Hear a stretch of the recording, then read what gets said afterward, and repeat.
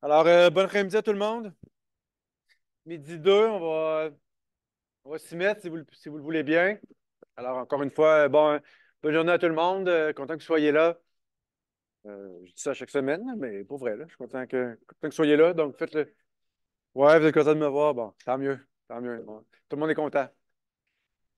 Alors, il nous reste trois cours à passer ensemble. On va les passer essentiellement sur le calcul de l'impôt des sociétés. C'est un gros sujet. Dans le fond, vous avez deux gros sujets en marge de l'examen final. Le sujet 4, sur lequel on vient de passer 2 semaines, donc la fiscalité des investisseurs, là, comment on calcule les gains et pertes sur les différents types de placements, résidence principale et autres. Puis, on aura 3 semaines presque sur le calcul de l'impôt des sociétés qui va mettre fin à votre cours. Donc, je ne vous montre pas le plan de travail inutilement. Là, vous avez tous remis les questionnaires à chaque semaine, fait que j'imagine que vous comprenez tous commencer à être bon là-dedans. Fait que le plan de travail est ici, là, dans la page d'accueil du portail de cours. Donc, il y a les questionnaires à compléter au plus tard dimanche soir. Le plus important, c'est possiblement la- le travail à faire après le cours là, pour pratiquer l'impôt des sociétés d'ici votre examen. Donc, je dis ça, je parle de l'examen, mais il nous reste 3 cours. On va avoir un travail de pratique numéro 2, qui est un calcul d'impôt de société, qui est la suite du TP1. Puis, ça va nous amener à l'examen final, là, parce que c'est assez tôt. C'est le 14 avril de mémoire, là, c'est à peu près la mi-avril. Fait que vous allez terminer votre cours de fiscalité assez rapidement. Après l'examen? Non, après l'examen, c'est terminé plus en classe. Moi, je ne serai pas là, en tout cas. Ok, ben, la classe, elle est disponible, mais il n'y aura pas de. Je ne l'animerai pas. Une bonne question. God, il pose tout le temps des bonnes questions. Bon, OK, donc je vais vous montrer ça dans le volume qu'il nous reste à voir ensemble. Le sujet 5, je n'en ai pas parlé parce que c'est presque pas un sujet, là. On va le régler, on va le voir aujourd'hui rapidement, là. Salut, monsieur. Donc, sujet 5, sujet 6, je vais vous le montrer visuellement ici. Donc, euh, il y a 2 semaines, comme je vous disais, là, dans les 2 dernières semaines, on s'est comme intéressé à cette ligne-là. On a comme zoomé les gains et les pertes en capital pour voir que là-dedans, il y a quand même pas mal de nuances. Il y a beaucoup de situations particulières. Ça, on a réglé ça avec nos 2 derniers sujets. Donc, juste pour vous rappeler, nos 2 dernières semaines. Donc, partie bleue, ça, c'est le calcul du revenu. Donc, on imagine un rapport d'impôt d'entreprise, bien sûr, la ligne revenu d'entreprise, revenu de bien, gain perte en capital, on est toujours là-dedans. Donc, notre sujet 1 et 2 n'est pas trop loin de ça. Donc, on est comme dans la suite de ce qu'on avait vu avant l'examen intra. Je vous rappelle que votre revenu au sens fiscal, vous l'aviez trouvé par une conciliation. Donc, on partait du bénéfice comptable, des plus, des moins. On prenait le bon amortissement fiscal tel que vu dans le sujet 2. Tout ça, c'était pour trouver ma partie bleue. Donc là, dans le fond, on revient un petit peu à la suite de ça. On va voir la partie verte puis la partie rose dans les prochaines minutes, qui est le calcul de l'impôt pour des sociétés, d'accord, des compagnies. Donc, ouais, voilà. Ici, regardez, pour votre partie verte, le calcul du revenu imposable, ici, il y a 3 déductions. C'est pour ça que c'est assez rapide. OK? Euh, donc, vous irez lire là, pour les petites nuances dans le volume. Là, mais, donc, il y a 3 situations qui donnent droit à une déduction dans le revenu imposable puis qui abaissent le revenu imposable d'une société. 3 situations. La première, c'est la société fait un don bienfaisance. Quand un individu comme moi fait un don, ou vous faites un don bienfaisance, ça donne droit à un crédit d'impôt dans votre rapport d'impôt. Alors que les sociétés, lorsqu'elles font des dons, pour elles, ce sont une déduction, ça abaisse le revenu imposable. Ensuite, 2,3, je les fait dans le désordre volontairement. Ça, c'est les banques de pertes. C'est exactement le même fonctionnement qu'au niveau des particuliers. Donc, les sociétés ont aussi, rappelez-vous, des banques de pertes, pertes hautes en capital, pertes en capital net, avec exactement les mêmes modalités de report que les particuliers. Donc, si une société avait fait une perte d'entreprise à l'époque, elle a mis ça dans sa banque de PAC, bien, cette année, elle pourrait l'utiliser et abaisser son revenu imposable en conséquence. Même chose pour une perte en capital qui aurait été en banque. C'est les mêmes conditions d'utilisation. Et finalement, le dernier élément, c'est le deuxième. Attention au verbe, c'est un peu étrange. Est déductible pour une société le fait d'avoir reçu un revenu de dividende. On ne dit pas d'avoir versé un revenu de dividende, d'avoir reçu un revenu de dividende. Donc, c'est bel et bien le cas. On va déduire dans le revenu imposable les dividendes reçus tout simplement pour les sortir du revenu imposable et ne pas les imposer. D'accord? Donc, lorsqu'une société reçoit un dividende provenant d'une société canadienne imposable, la particularité, c'est que ce dividende-là, il est déjà inclus dans sa partie bleue. Donc, quand on regarde la partie bleue, le revenu de dividende reçu, il est là. Bien, l'objectif du gouvernement, c'est on ne veut pas imposer les revenus de dividendes avec les autres sources de revenus. On veut les sortir du revenu imposable pour les imposer distinctement, avec un impôt spécial. Donc, sachant que ces montants-là sont prévus dans ta partie, sont déjà inclus dans ta partie bleue, il faut les sortir. Ça prend une déduction pour les sortir ici, tout simplement. Donc, dans la partie verte, ici, on va avoir un moins 1000. Donc, plus 1000, moins 1000, ça donne le résultat souhaité par le gouvernement. Tes revenus de dividendes, on ne les impose pas avec les autres sources de revenus. On va les imposer distinctement. Donc, ça, c'est valable. Ce traitement-là, c'est valable vraiment pour des dividendes qui proviennent d'une société canadienne imposable. Donc, en gros, ça veut dire une société canadienne. Qu'est-ce qui arrive si je reçois un dividende d'une société étrangère? Bien, le 1000 est toujours inclus dans la partie bleue ici, d'accord? Mais il n'y en a pas de déduction. Donc, vous voir ici, il n'y aura pas de déduction. Donc là, le 1000 va vraiment être dans le revenu imposable. Donc, ça, ce 1000 $-là, on va vraiment l'imposer comme les autres revenus de placement parce que ça provient de l'étranger, alors que les dividendes qui proviennent de sociétés canadiennes, on veut en faire un traitement différent. Voilà. Donc, ça ne sera pas bien long à résoudre pour vous. Mais on va tout de suite à la partie suivante, là, qui est le calcul de l'impôt. D'accord? C'est vraiment la partie la plus importante. Je me mets en rose. Donc, ici.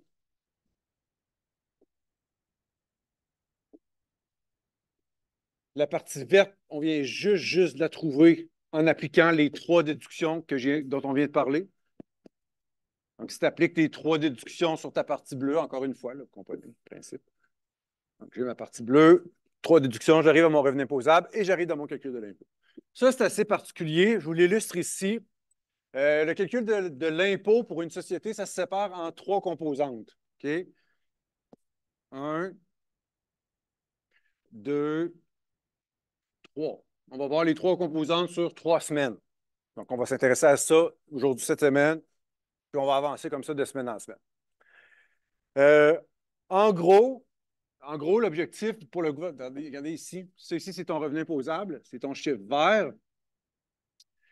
L'objectif par le gouvernement, c'est de séparer les natures de revenus qui sont gagnés par une entreprise pour imposer différemment les différents types de nature de revenus. Regardez, vous allez les reconnaître, revenus d'entreprise, revenus de placement, puis les revenus de dividendes qui proviennent de SCI. Donc ça, c'est comme trois catégories de revenus qu'il faut distinguer parce que le traitement fiscal n'est pas le même sur chacune de ces sources de revenus-là. Regardez, le revenu d'entreprise, on l'impose à un très petit taux, des fois 9 d'impôt, des fois 15 d'impôt. C'est un taux très bas. Alors que sur le revenu de placement, c'est le contraire. On lui réserve un taux d'impôt très élevé. Donc, ça va être important de bien distinguer les deux, puis pas d'imposer, de mettre les bons revenus aux bons endroits, parce que l'impact, il est majeur. La différence, elle est majeure. Ça ici, là, donc ton revenu imposable que tu vas scinder en deux, revenu d'entreprise, revenu de placement, ça s'appelle l'impôt de la partie 1. Si je le zoome, si je le grossis, ça donne ça. Donc, ça, c'est la première partie de gauche, ton fameux impôt de la partie 1 qui est zoomé, qui est vraiment grossi. Ici.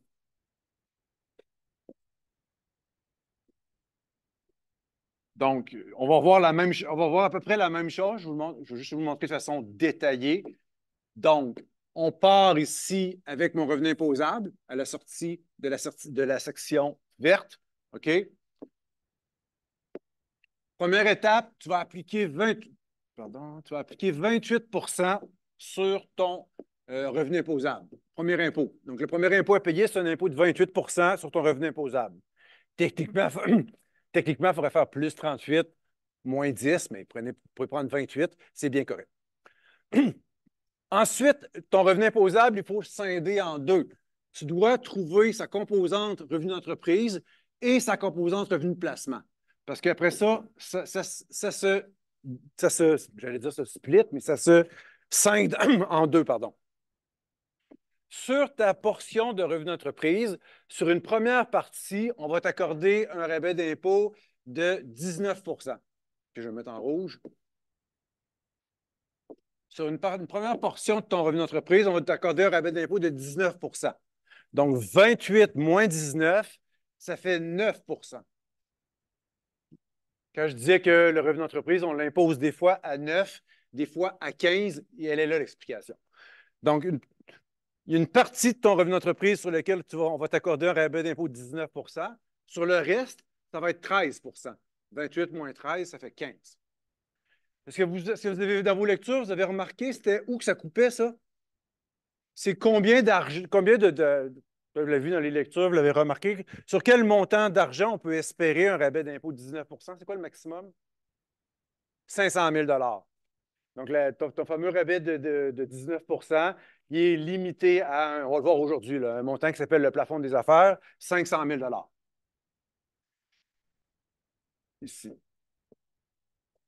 Donc, si une société fait 700 000 de revenus d'entreprise, le premier 500 000 va être admissible au rabais de 19 le 200 000 restant, ça va être un rabais de 13 C'est un ou l'autre, pas les deux en même temps. D'accord? Regardez, pour le revenu de placement, c'est le contraire. Les revenus de placement, eux, ils donnent droit à aucun rabais d'impôt. OK? C'est le contraire. On les surimpose de 10 10,6 presque 11. Donc, 28 plus 11, ça fait un impôt de 38 Le message du gouvernement, il est clair ici. C'est clairement, puis il ne s'en cache pas. Le gouvernement veut encourager des entreprises actives. Ce qui est bon pour notre économie canadienne, c'est des compagnies qui opèrent des entreprises, qui gagnent du revenu d'entreprise. Parce que ce sont ces compagnies-là qui engagent des employés, font rouler l'économie, paient des taxes. Ils sont très, très actifs dans l'économie. Donc, nous, on veut encourager les sociétés qui gagnent du revenu d'entreprise.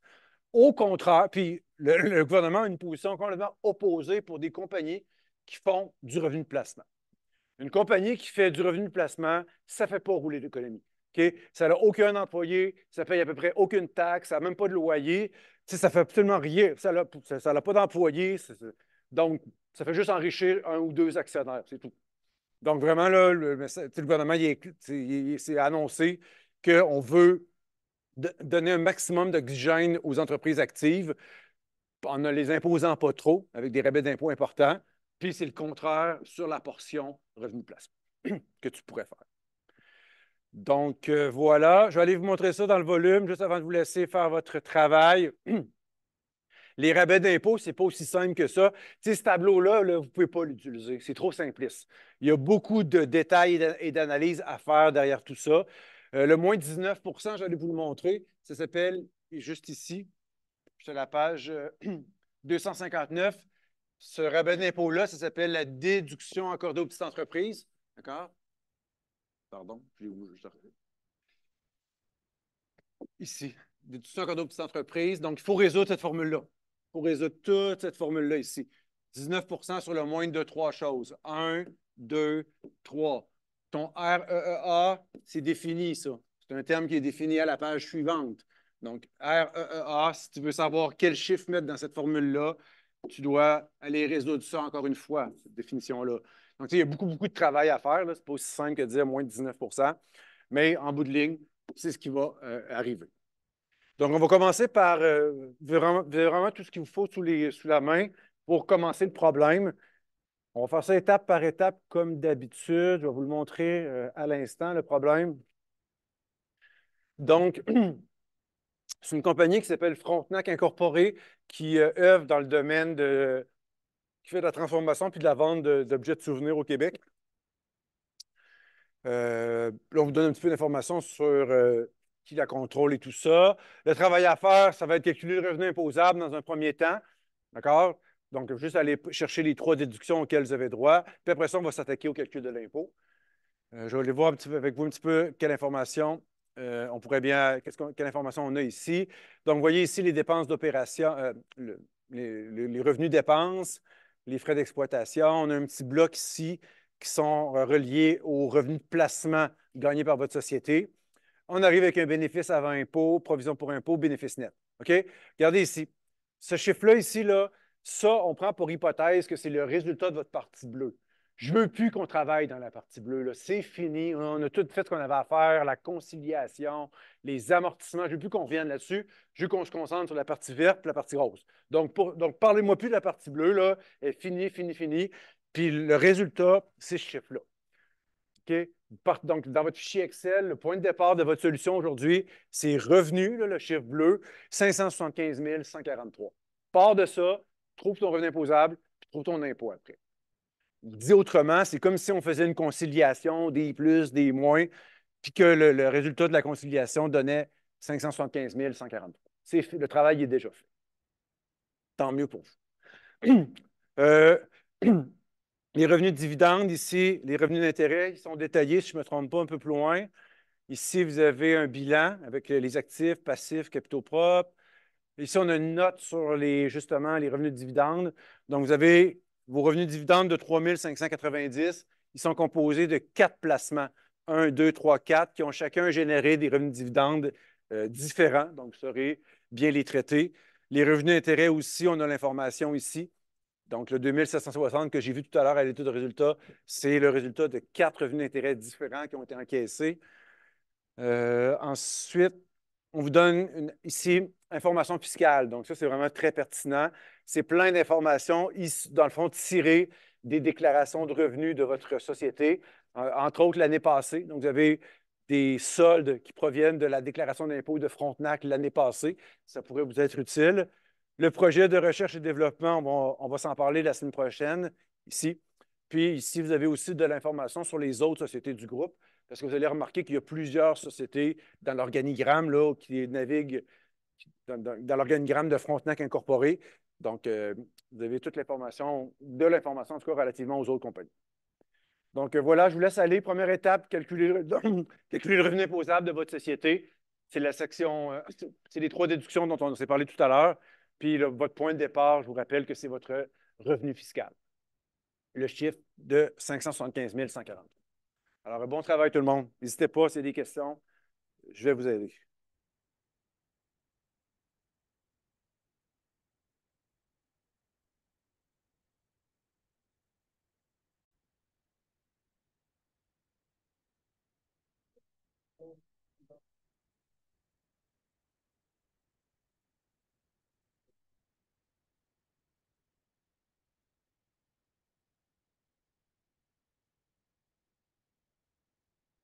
OK, on va regarder la solution ensemble. Une minute d'attention, s'il vous plaît. Donc, oui, c'est une chose d'arriver au bon montant, mais je vais aller vous montrer dans le volume aussi. J'essaie de vous expliquer aussi pourquoi, c'est quoi la logique du gouvernement derrière ces règles-là. Des fois, ça aide à les retenir. Mais sinon, appliquez bêtement la formule que vous avez dans le volume, puis ça devrait arriver. Donc, donc, je vous rappelle que votre revenu imposable, vous l'avez trouvé tout à l'heure. Là. Donc, mon revenu, ici, la partie bleue, revenu imposable après les 3 déductions de 566 000. Première étape, 28 de ce chiffre-là. Ça donne mon fameux 158 qui est ici. C'est mon premier chiffre. Dans mon calcul de l'impôt, c'est mon premier montant. Après ça, je vais appliquer un rabais d'impôt de 19 ici. Donc, 19 sur le moindre de 3 chiffres, comme c'est écrit dans le volume. REA, revenu imposable, puis le plafond des affaires. Le plafond des affaires, c'est un montant de 500 000 qu'il faut se partager avec les sociétés de notre groupe. Donc, ce n'est pas un 500 000 par société, c'est un 500 000 par groupe de sociétés. Donc, ici, nous, dans notre groupe, on appelle ça des sociétés associées en fiscalité. Vous allez voir, on va en reparler après la pause, mais moi, j'ai attribué, le 500 000 je l'ai réparti entre plusieurs sociétés. Puis moi, Frontenac, j'ai gardé un montant de 300 000. Je vous expliquerai pourquoi après la pause, mais en ce moment, c'est juste pour expliquer mes trois chiffres. Je veux surtout, là, en ce moment, je veux qu'on s'attarde au calcul du REEA. Donc, comment on est arrivé à ces résultats-là? Je vais grossir un petit peu. Donc, comme on peut voir dans le volume, ici, votre émission de... Je cherche mon petit crayon.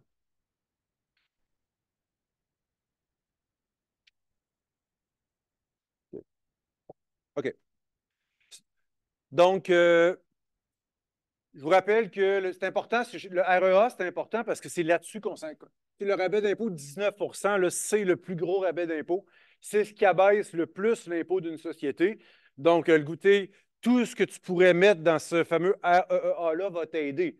Dans la vie, tu as bien mieux avoir du REEA qui va être imposé à un taux beaucoup plus petit que ton revenu soit plutôt traité comme du revenu de placement, imposé à 38 parce qu'il n'y a pas le droit des rabais d'impôt. Donc, c'est vraiment c'est bon pour les sociétés de pouvoir mettre des montants comme étant du REA. Donc, il y a trois composantes, OK? La première composante, c'est le revenu d'entreprise que tu as généré avec tes propres opérations.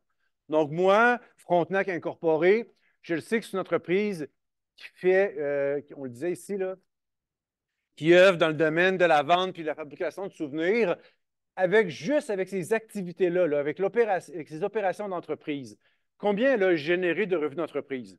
Bien, malheureusement, dans l'état des résultats, je ne le vois pas noir sur blanc. Il va falloir que je fasse un petit exercice pour le trouver, ce chiffre-là. Pourquoi? Êtes-vous d'accord que c'est pas. Je ne peux pas prendre le 575 000 parce que si je prends ce chiffre-là, qu'est-ce que ça inclut en trop? Ça inclut plein de revenus de placement.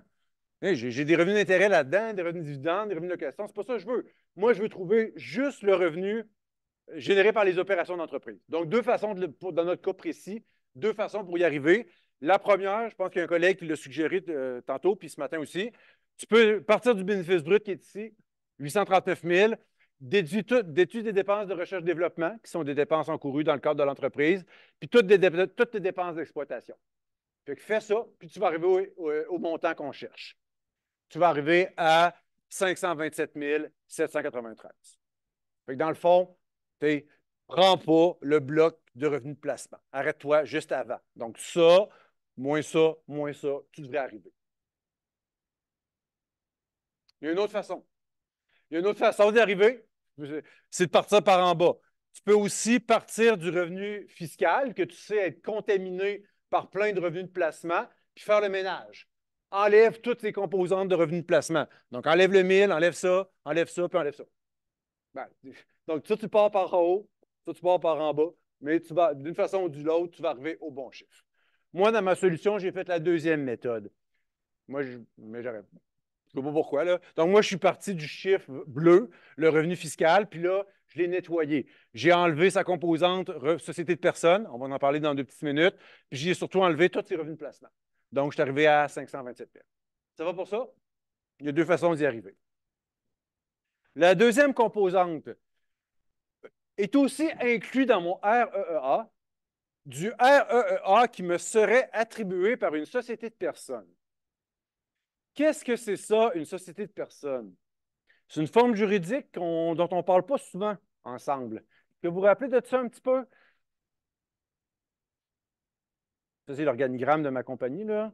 On apprend dans les données que Frontenac a une part dans une société de personnes. Ici, 5 Elle s'appelle Delta SENC. C'est quoi, vous me rappeler, c'est quoi les particularités de cette forme juridique-là? C'est quoi la différence entre une société de personnes et une compagnie? En fiscalité? Juridique? Ouais, exactement. Donc, au sens fiscal, on ne reconnaît pas la société de personnes comme un contribuable. Ça veut dire qu'elle ne fait pas de rapport d'impôt et elle ne paye pas d'impôt. Mais il y a quelqu'un d'autre qui va payer les impôts à sa place. Donc, ce qu'on demande aux sociétés de personnes, c'est d'envoyer le revenu fiscalement, d'envoyer le revenu vers les détenteurs de parts. Donc, quand tu as des parts dans une société de personnes, tu dois t'imposer fiscalement sur ta quote-part des revenus qui sont attribués par la société de personnes. Donc, de détenir 5 dans cette société de personnes-là, pour nous, Frontenac, pardon, ça a généré un revenu de 40 000. C'est écrit ici. Puis c'est marqué que c'est juste du REA. C'est important à savoir. Parce que j'aurais pu me faire envoyer des intérêts, des dividendes ou des gains capital aussi de ma société de personnes. Donc, la nature du revenu qui m'est attribué, je dois le connaître aussi. Donc, en conclusion, si c'est du REA pour ma société de personnes, quand elle me l'envoie, ça reste du REA. C'est pourquoi il faut le mettre. Donc, ma deuxième composante, c'est viens mettre le REA qui t'a été attribué par une société de personnes. Pourquoi je ne mets pas 40 000 ici? Parce qu'il y a une limite. Okay? Attention, j'aurais bien voulu mettre 40 000, mais je dois m'assurer de ne pas dépasser le résultat de cette petite formule-là. Donc, cette formule-là, ça dit ton pourcentage de participation fois 500 000. Ça va donner 25 000. Donc, il y a une petite limite que je dois toujours vérifier. Puis ici, ma limite, c'est 25 000. Donc, je dois mettre un montant de 25 000 et non pas 40. Je peux essayer une explication pourquoi il y a une limite, mais vous n'êtes pas obligé de la comprendre. Ce n'est pas nécessaire. Appliquez bêtement la limite. Pourquoi il y a une limite? C'est pour éviter que les gens abusent. S'il n'y avait pas de limite, avec une société de personnes, tu pourrais contourner la fameuse limite de 500 000 $. Une société de personnes pourrait envoyer beaucoup, beaucoup de revenus d'entreprise. Admettons, une société de personnes envoie, admettons, 400 000 de REA vers Frontenac. Frontenac dit, ah, 400 000, je suis en bas de 500 000, c'est correct, rabais de 19 %. Elle envoie aussi un autre 400 000 vers une autre compagnie. Ah, l'autre compagnie dit, je suis en bas de 500 000, moins 19 %. Elle envoie encore un autre 400 000. Donc, vous comprenez que la société de personnes pourrait envoyer beaucoup, beaucoup de REA vers plein de compagnies différentes. Puis si on ne faisait pas attention, chacune dirait, ah, c'est en bas de 500 000, moins 19 %. Le moins 19 % se multiplierait. On réussirait à multiplier la limite en créant plein, plein de compagnies qui auraient des parts dans la société de personnes. Donc, le gouvernement ne veut pas qu'on fasse ça. Donc, ça règle le problème. En mettant une limite à tout le monde, toutes les sociétés ont la même limite. Moi, c'est 5 %. Mon voisin qui a 10 % sa limite, c'est 10 % et ainsi de suite. En mettant cette limite-là dans chaque rapport d'impôt de compagnie, tu t'assures qu'au total, il va y avoir 500 000, pas plus. Pas obligé de le comprendre. Et la dernière composante, c'est les revenus de placement qu'on juge accessoires à l'entreprise. Ici, là, ça, c'est bien ce que le gouvernement a fait, moi, je trouve, là, parce qu'il y a une grosse différence entre du REA et du revenu de placement. Je l'ai dit, du REA, tu imposes ça à un taux très, très bas, puis du revenu de placement, tu l'imposes à un taux très, très haut. C'est majeur. Donc, je suis bien content que le gouvernement accepte qu'on ait déposé de façon réduite aussi les petits revenus d'entreprise qui sont accessoires à l'entreprise. Qu'est-ce que ça veut dire, ça? Ça veut dire que quand une société opère une entreprise, puis qu'elle veut vraiment, là, vraiment faire aucun revenu de placement, aucun. Tu te concentres, tu es un dirigeant d'entreprise, puis tu dis, moi, je ne veux pas faire de revenu de placement, je veux juste opérer mon entreprise. Bien, tu n'y arriveras pas. Tout le monde, toutes les compagnies au monde font un peu de revenu de placement, même s'ils ne le veulent pas. Par exemple, sur leur fonds de roulement. Si tu veux opérer ton entreprise, tu as toujours bien besoin d'un compte de banque avec un petit peu d'argent dedans, un petit 20-25 000 de fonds de roulement. Ce n'est pas du placement, ça, là. C'est juste pour payer tes fournisseurs puis payer tes salaires le jeudi. Juste ça. Ben, 25 000 dans un compte de banque, ça génère 12 piastres d'intérêt à la fin du mois. 12 fois 12, 144. Tu as un 144 piastres de revenus d'intérêt dans ton état des résultats. Tu l'imposes comment?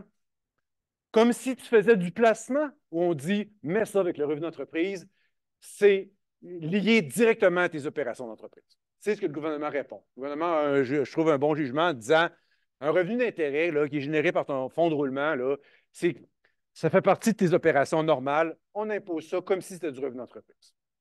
Autre exemple, des revenus de location temporaire. Tu sais, es une compagnie, là, puis une fois dans ta vie, là, tu loues une petite portion de ton entrepôt. Tu as un voisin qui manque de place, tu lui loues pendant un mois. Une fois. Tu fais ça une fois dans ta vie. Ça te rapporte 900 pièces. Tu as un plus 900 de revenus de location dans ton état de résultat. Pour la première fois de ta vie. Tu l'imposes comment, ça? À 38 comme si tu étais une entreprise de location professionnelle ou on dit, ben non, tu n'as pas fait ça souvent, là.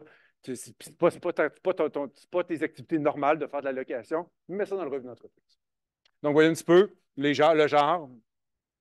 On pourrait aussi donner comme exemple le revenu d'intérêt pendant une saison morte. Euh, un centre de ski, par exemple, qui n'opère pas pendant 4 mois, l'été, bien sûr, on va s'attendre à ce qu'elle place ses liquidités pendant 4 mois puis qu'elle fasse un peu de revenu d'intérêt. Est-ce qu'on va l'imposer comme si c'était une compagnie de placement ou on va dire c'est normal dans le cours, comme tu es fermé pendant l'été, que tu fasses un petit peu de placement l'été, on trouve ça juste normal, impose ça comme du revenu d'entreprise. Il y en a plein d'exemples, là, mais les plus fréquents, ce sont ceux-là. Donc, est-ce que vous avez vu passer ça, ce genre de situation-là pour Frontenac? Je pense que oui, hein? Donc, premièrement, on avait 1000 pièces ici. Donc, comme de fait, là, une location une fois dans ta vie pour 30 jours. C'est quoi? C'est un serveur informatique que tu as loué. On n'imposera pas ça comme du revenu d'entreprise, pour la raison que j'expliquais tout à l'heure. Puis, votre intérêt sur fonds de roulement, il est noyé dans le 2760 qui est là. Je vais aller vous le montrer. Ici. Donc, le 2760 de revenus d'intérêt, c'est la somme de 4 revenus d'intérêt. Les 3 premiers, c'est vraiment des vrais revenus de placement sur des obligations à long terme. Il y a vraiment un objectif de revenu de placement avec ça, mais pas le quatrième. Regardez, c'est le fameux exemple dont je vous disais tout à l'heure. Tu as un petit compte de banque à la banque, juste pour ton fonds de roulement de 26 000, 260 pièces d'intérêt dans l'année. On n'ira pas traiter ça comme du revenu de placement, revenu d'entreprise, comme je vous l'expliquais tout à l'heure. Donc, ils sont là, vos deux revenus de biens accessoires, c'est le 1000 et le 1260. Donc, je vous montre ça au propre dans la solution. Là. Ça ressemble à ça, pas mal mon calcul. Donc, c'est la même chose, mais juste au propre. Euh, donc, la première composante, c'est mon revenu d'entreprise généré par mes propres activités. Moi, je suis parti du revenu, je l'ai dit tout à l'heure, je suis parti du revenu en bleu, puis je l'ai épuré. J'ai enlevé toutes ces autres composantes. Le fameux 40 000 qui provient de ma société de personnes, mais je fais attention à ma limite. Puis mes deux revenus de biens accessoires, 1000 et le 260 euh, Dernière chose avant d'aller à la pause, on va regarder le revenu de placement total parce que moi, je vous conseille de les faire un après l'autre. Parce que tant qu'à calculer un REA, tu as vraiment les mains dans l'état des résultats, dans les annexes, tu es vraiment, tu as la tête dedans. Il y a deux chiffres qui sont importants au fin du rapport d'impôt. La composante REA, puis son complément, c'est l'autre composante. Ça s'appelle le revenu de placement total. C'est juste après. Ici. Donc, moi, je vous encourage à les calculer un après l'autre, parce que vous allez avoir besoin de ces deux chiffres-là de toute façon. Puis tant qu'à être dedans, on le fait. Donc, ça, c'est l'autre.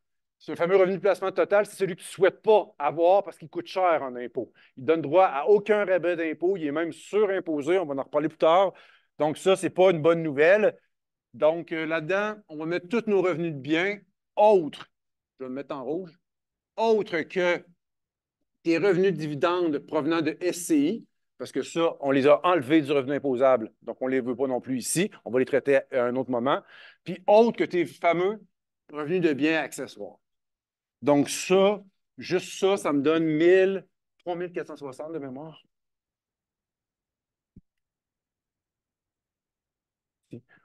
3000, là, juste le premier chiffre, là, il donne 3460.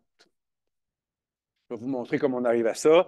Si j'avais des gains et des pertes en capital sur certaines transactions, ça affecterait le revenu de placement total aussi. Puis des pertes, vous voyez un petit peu les composantes là. Mais pour l'instant, j'ai seulement mes revenus de placement. Donc, vous comprenez, si je ne prends pas les revenus de dividendes provenant de SCI, puis si je ne prends pas mes revenus accessoires non plus, soyez attentifs, je n'en prends pas tant que ça. On va aller les cibler, ceux que je vais prendre. Donc, vous comprenez, ouais, c'est ça. Donc, Euh, Dans mes revenus de dividendes de 3 590, on va aller les voir. J'ai dit que je ne prenais pas ceux qui proviennent de SCI. Fait qu'il y en a trois sur les trois premiers, je ne les prendrai pas, hein? Donc, lui, je ne le prends pas, lui, je ne le prends pas, lui, je ne le prends pas. Je prends juste lui. Faites ça sur une calculatrice, 960. Ensuite, au niveau des revenus d'intérêt, je vais prendre 350, 1200 puis le 950. Ça, c'est du vrai revenu de placement. Je ne prends pas le 260. On a dit tantôt qu'on le mettait comme du REA. Fait que je vais prendre ces trois-là aussi. Fait que si j'additionne ces résultats-là, ça va donner 3460. Moi, j'ai fait le contraire encore une fois. J'ai fait la méthode indirecte. J'ai pris tous mes revenus de placement, puis après ça, je les ai épurés. Moi, j'ai pris, dans le fond,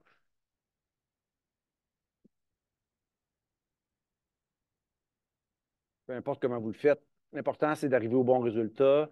Moi, j'ai pris ces deux chiffres-là, 3500 puis 2760. Fait que j'ai comme pris tous mes revenus de placement, puis là, après, je les ai épurés. J'ai enlevé mes deux revenus accessoires, puis j'ai enlevé tous mes dividendes provenant de SCI. C'est la même chose. On arrive au même résultat.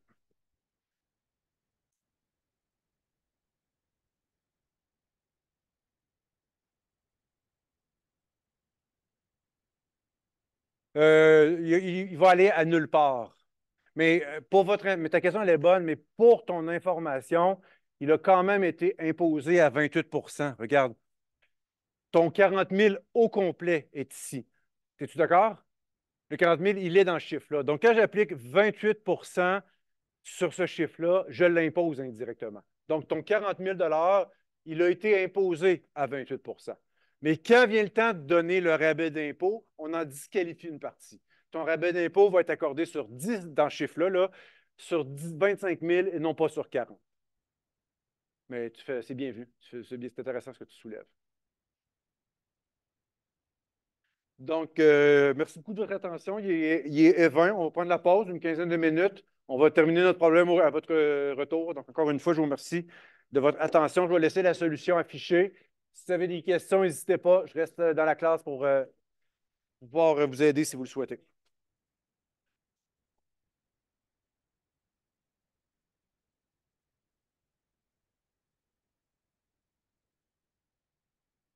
Oui.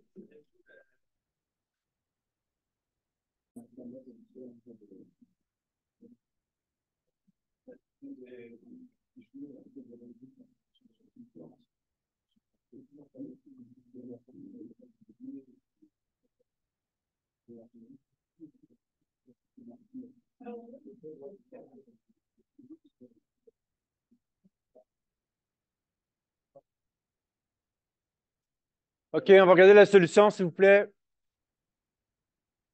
La solution finale. Donc, une petite minute d'attention, s'il vous plaît. Même si vous avez eu la bonne réponse, j'ai peut-être des petites informations que je peux vous donner qui vous seront utiles pour bien appliquer ça la prochaine fois. Donc, le fichier solution il vient d'apparaître dans le portail de cours si vous voulez le consulter dès maintenant. Alors, en gros, là, il faut s'intéresser à la notion, pour commencer, à la notion de société associée. Donc, comme je vous ai dit tout à l'heure, on a trois sociétés associées, Frontenac, Clos et Placement Simard, je pense qu'elle s'appelle.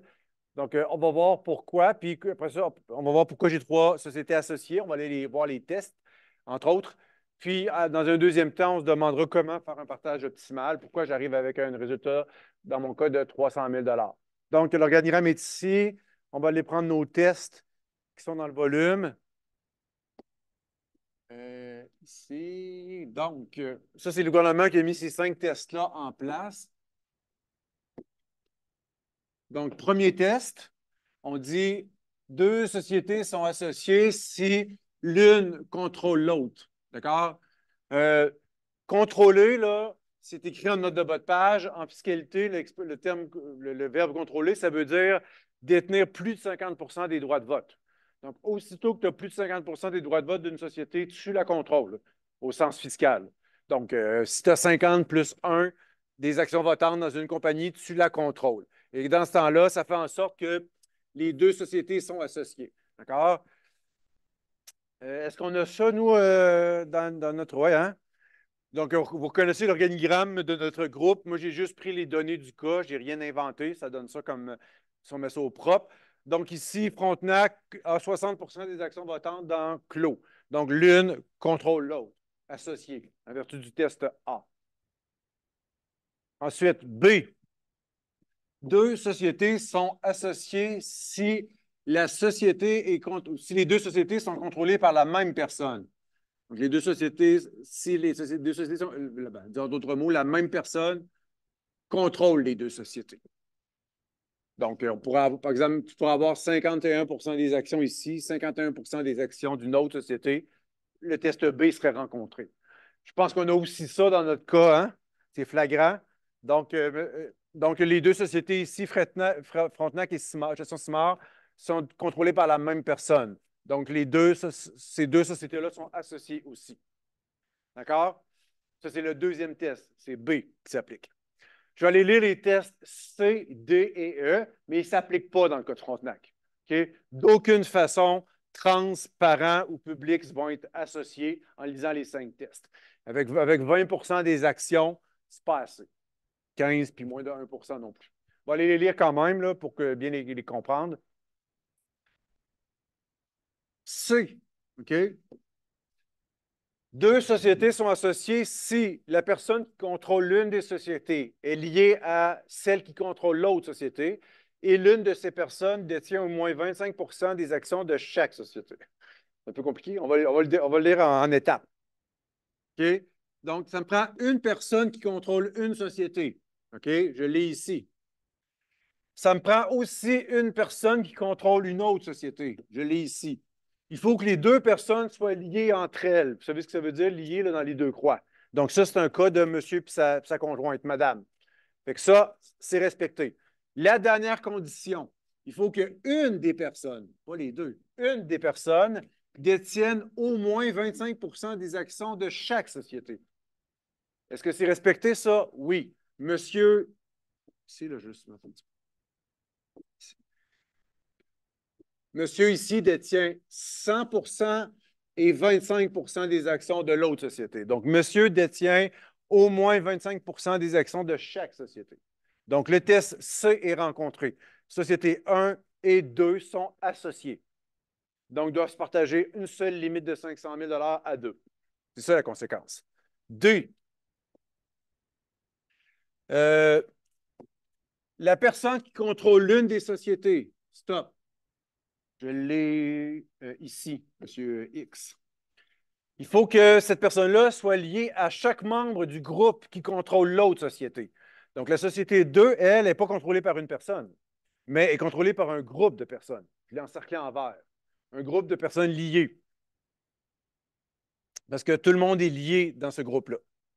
Puis, il faut que monsieur, on demande que monsieur soit lié à tous les membres du groupe vert. Donc, c'est le cas. Monsieur, on peut vérifier, mais monsieur il est lié à son fils, à sa femme, puis à lui-même. Puis la dernière condition est cette personne, ça c'est M. X, il faut qu'il détienne au moins 25 des actions de chaque société. On va vérifier. Donc, M. X détient 100 de une et 27 de l'autre. Le test est rencontré.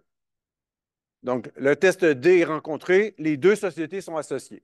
Donc, ils doivent se partager un plafond des affaires. Une seule limite de 500 000 à deux.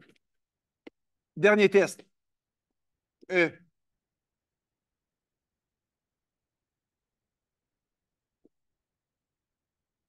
Là, on n'a plus personne qui contrôle seul. On a juste des groupes. OK? Donc, on a un groupe lié qui contrôle Société 1. On a un groupe lié qui contrôle Société 2, les encerclés en vert. Il faut que tous les membres du groupe vert, d'un des groupes, il faut que tout le monde soit lié à tout le monde, en d'autres mots. Là. Tout le monde d'un groupe soit lié à tout le monde de l'autre groupe. C'est le cas. Encore une fois, c'est toute la même famille, monsieur, madame, fille et fils. Puis la dernière condition, elle est ici, à la toute fin. Il faut vérifier si une ou plusieurs personnes sont membres des deux groupes. Ici, est-ce que j'ai une personne qui est membre des deux groupes ou plusieurs personnes qui sont membres des deux groupes? Une, c'est fille. Donc, cette personne, seule, doit détenir au moins 25 des actions de chaque société. Donc, on va vérifier si fille, seule, détient au moins 25 des actions de chaque côté. 30, 50. Oui, le test est rencontré. Ces deux sociétés-là sont associées. Donc, ils doivent se partager une limite, la même limite. J'applique ici le même test à la même famille. Tout est pareil. C'est juste les pourcentages d'actions qui ont changé un petit peu. OK?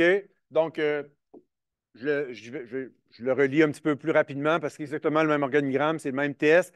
Donc, j'ai un groupe lié qui contrôle Société 1. J'ai 4 actionnaires. J'ai un groupe lié qui contrôle Société 2. J'ai 2 actionnaires. Tout le monde du premier groupe est lié à tout le monde du deuxième groupe. C'est déjà vérifié. Puis on arrive à la dernière partie ici. Ici, dans mon exemple, est-ce que j'ai une personne ou plusieurs personnes qui sont membres des deux groupes? Ici, c'est plusieurs.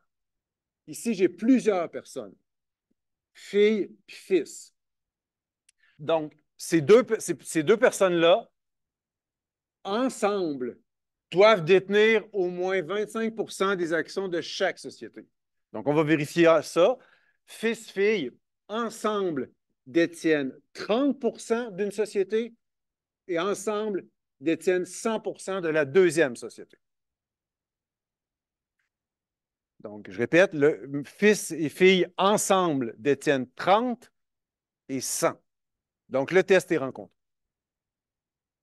Ensemble, ils ont plus de 25 de chaque société. Dernier exemple, c'est exactement la même famille, encore une fois, j'ai juste changé les pourcentages. Permettez-moi d'aller juste à la dernière partie de la formule, si vous voulez bien, ici, à la toute fin. Encore une fois, je pose la question, est-ce qu'on a une personne ou plusieurs personnes qui sont membres des deux groupes? C'est plusieurs, c'est les mêmes que tantôt. Fille et fils, il faut vérifier qu'ensemble, ils détiennent 25 des actions de chaque société. Je vais le vérifier ici. Ensemble, ils détiennent 20 de la première société et ensemble, ils détiennent 100 de la deuxième société. Donc, est-ce que le test est rencontré? Non. Le test n'est pas rencontré. Ensemble, ils n'ont pas 25 de chaque société. Donc, les deux sociétés ne sont pas associées. Donc, il n'y aurait pas de partage du plafond des affaires. Chacun aurait sa propre limite de 500 000 sans obligation de la partager avec personne. Parce que c'est la conséquence quand le test d'association n'est pas rencontré. Donc, c'est un petit peu ça qu'on a appliqué pour le cas, on revient à notre cas de Frontenac, là, et on a nos 3 sociétés associées. Maintenant, le partage optimal que moi, je l'avais vu dans les éléments de réponse que je proposais, c'était celui qui est ici, mais je vais vous expliquer pourquoi. Là. Ben, toi, allez vous montrer dans le livre tout de suite. Bon, à vos souhaits. Ça joue vraiment dans la formule qui est ici. OK? Je reviens. C'est vraiment ma formule de base qui va m'aider à prendre ma décision. Donc, vous la reconnaissez, cette formule-là, ça, c'est les fameux chiffres pour Frontenac. Donc, toutes les sociétés qui veulent avoir, toutes les sociétés qui font un rapport d'impôt, qui réclament le rabais d'impôt de 19 passent à travers cette formule-là. Pour avoir la meilleure analyse, pour faire la meilleure analyse possible, là, il faudrait, le temps d'un instant, quitter le rapport d'impôt de Frontenac, puis s'en aller dans le rapport d'impôt des autres sociétés qui nous sont associées. Je vais faire l'exercice pour gestion CIMAR, puis je le ferai aussi pour Clos. Donc, juste le temps d'un instant, on sort du rapport d'impôt de Frontenac, puis on s'en va dans le rapport d'impôt de, admettons, une des deux, là, prenons gestion CIMAR.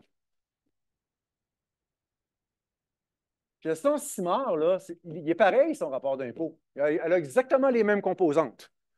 Puis si elle veut avoir droit à un rabais d'impôt de 19 là, elle a exactement le même calcul à faire pour gestion CIMAR. Donc, elle attend de savoir ici combien on va lui attribuer de plafond des affaires.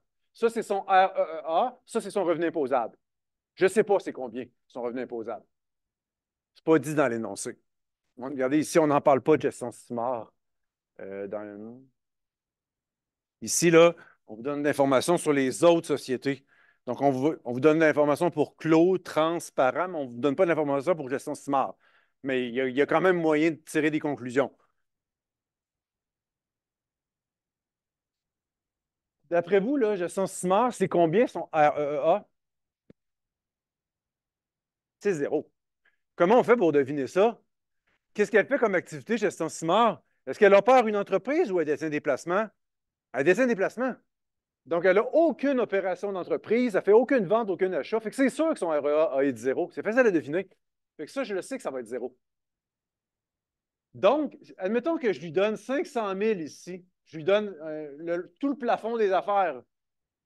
Son rabais d'impôt de 19 il va donner combien? Le moins des trois, c'est combien? C'est zéro. Donc, comprenez? Même, c'est zéro. C'est sûr que ça va être zéro. Donc, elle, assurément, il faut lui donner zéro du plafond des affaires. D'accord? Donc, premier constat, tout dollar de plafond des affaires que tu donnerais à gestion CIMAR serait perdu. Il serait gaspillé parce que ça ne donnerait aucun rabais d'impôt. Fait que va pas donner des dollars de plafond des affaires à cette société-là. Tu prives une autre société de l'avoir. Je vais faire la même analyse pour Clos maintenant.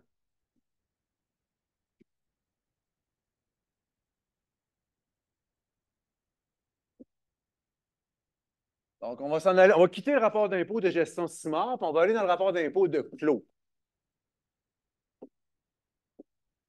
Elle aussi, elle se demande bien ici combien on va lui en donner de plafond des affaires.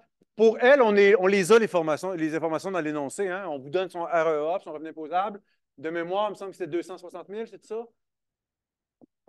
Puis 200 000. Donc, si elle, je lui donne 500 000 ici, ça va-tu l'aider? Son plafond des affaires va se calculer sur quel montant? Le moindre des trois, c'est quoi? C'est 200 000. Donc, même logique ici. Je vais lui donner un plafond des affaires de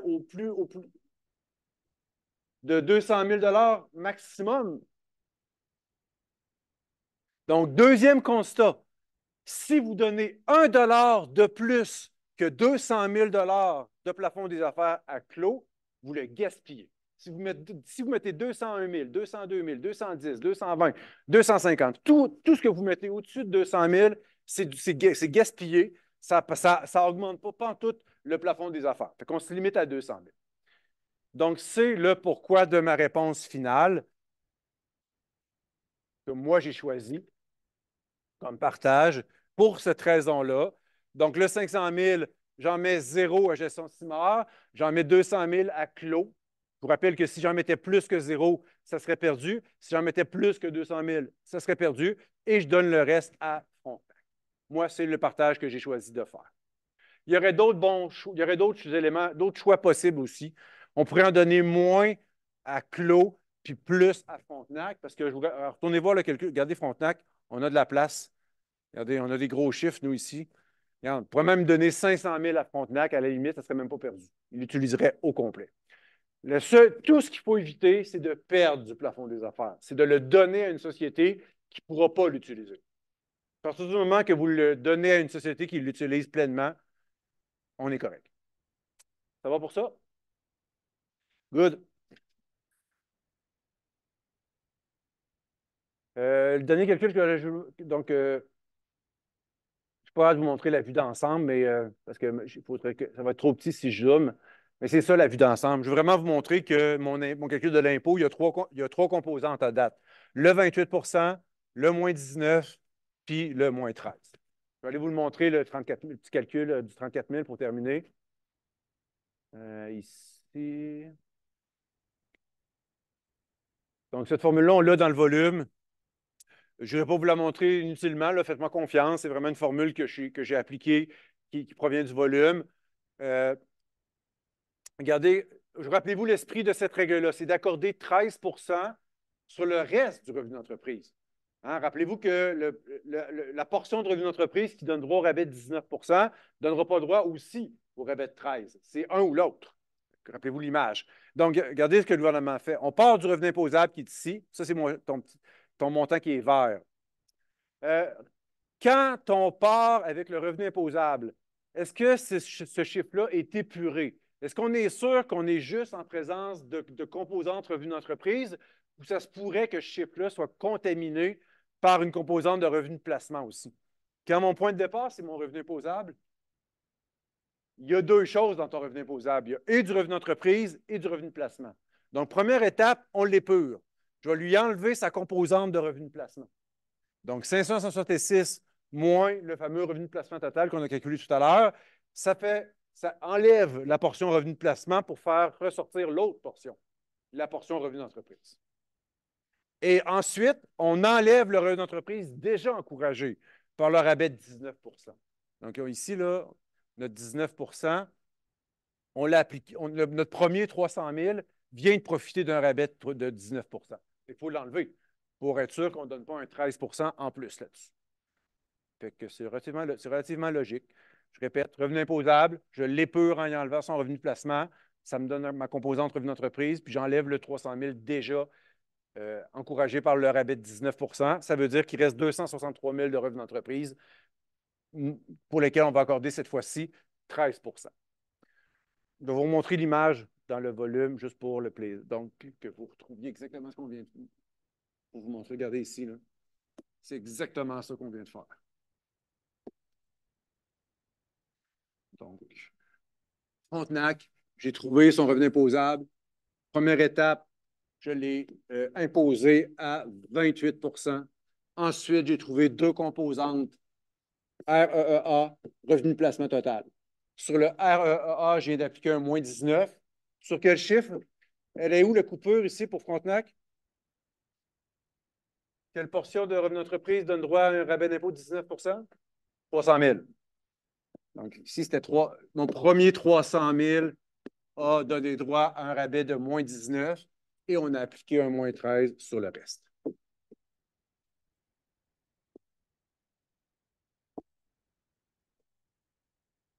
C'est exactement ça qu'on vient de faire. Ça, on le fera la semaine prochaine.